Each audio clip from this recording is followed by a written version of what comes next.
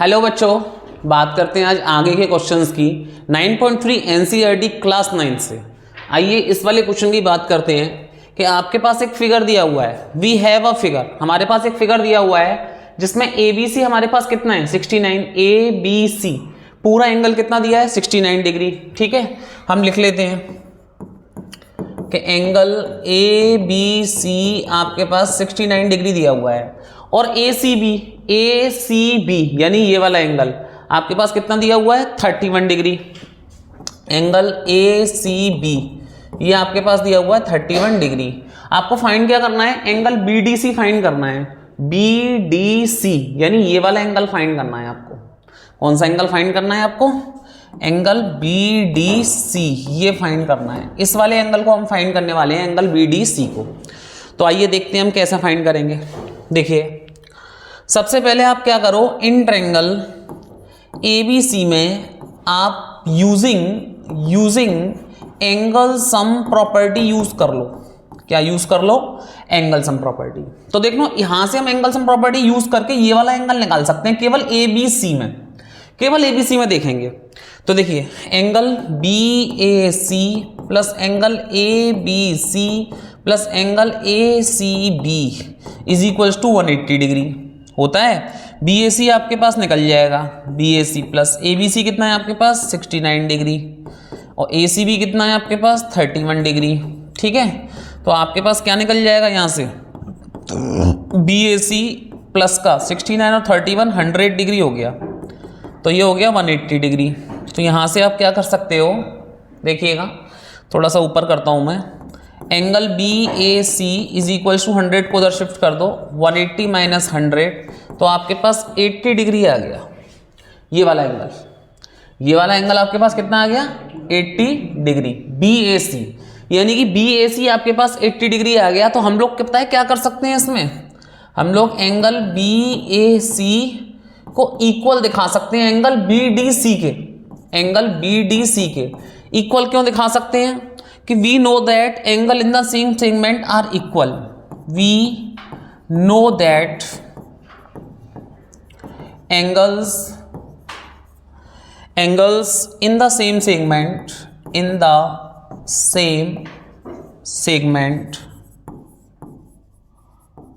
angles in the same segment are equal। इस बात का ध्यान रखना, angles in the same segment are equal, यानी कि बी सी आपके पास सेगमेंट है, बी से एंगल बन रहा है डी वाला और सी से एंगल बन रहा है ए वाला, ये दोनों एंगल आपके सेम होंगे।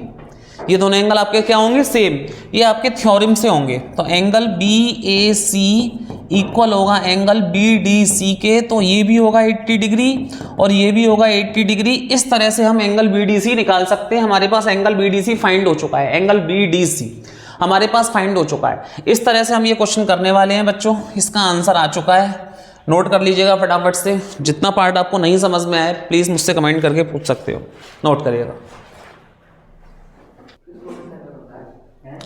एक और क्वेश्चन की बात करते हैं, क्वेश्चन नंबर 5 की 9.3 सर्कल से ही। देखिए बच्चों ये क्वेश्चन कैसे हो सकता है कि आपके पास एक फिगर दिया हुआ है ए बी सी डी, आपके पास 4 पॉइंट है ए बी सी डी, ठीक है, ऑन सर्कल पर।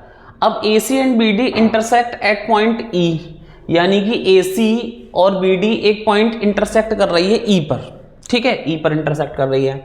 सच दैट बी ई सी, यानी कि आपको बी ई सी आपको कितना दिया हुआ है 130 डिग्री और ई सी डी, तो यानी कि ई सी डी आपको कितना दिया हुआ है 20 डिग्री।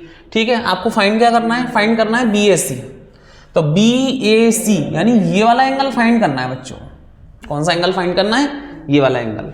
ठीक है, अगर हम ये वाला एंगल निकाल दें, ये वाला एंगल निकाल दें, तो ये वाला एंगल और ये वाला एंगल दोनों सेम सेगमेंट से इक्वल हो जाएगा। ठीक है ना, ठीक है।